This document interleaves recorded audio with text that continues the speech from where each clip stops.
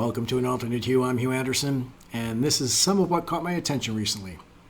We the people, taxpayers, voters, investors, and citizens of planet Earth have been contending with a lot of negativity in recent years, and this year has been especially challenging. So I thought we could use a reprieve from all the noise and distraction, so I gave Captain Buzzkill the day off. Today we're going to focus on what's right in the world and maybe, just maybe, restore a little confidence in our collective future. The following data points come courtesy of noted author Scott Galloway. There might be some variances on what you've heard in the past, and quite frankly, some of it may seem a little dated at times, but the big trends are still continuing. So keep that in mind as you listen. So let's start. In 1980, 40% of humanity lived in extreme poverty. Today, less than 10%. In the same year, 44% of humanity had no democratic rights. Now, that's less than 25%. And a child born in 1980 had a life expectancy of 63 years. Today, 10 years longer. Now think about that. In the law of large numbers, to move a life expectancy 10 years longer over many billions of people is a dramatic impact. Also in 1980, 30% of people 15 years old or older had no formal education, and by 2015, that had been cut in half.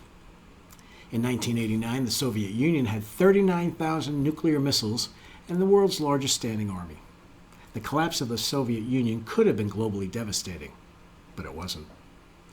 The rebuilding of Europe after World War II and the conversion of the U.S. economy to a peacetime economy doubled the planet's annual economic output in less than 10 years. And by 1960, the world was producing 20 times as much as it had in the early 19th century. That leap forward was easy, but it continued.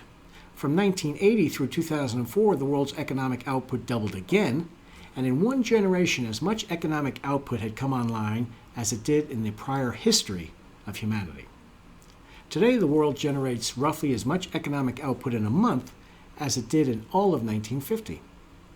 In 1990, 750 million Chinese lived in poverty. Today, less than 10 million.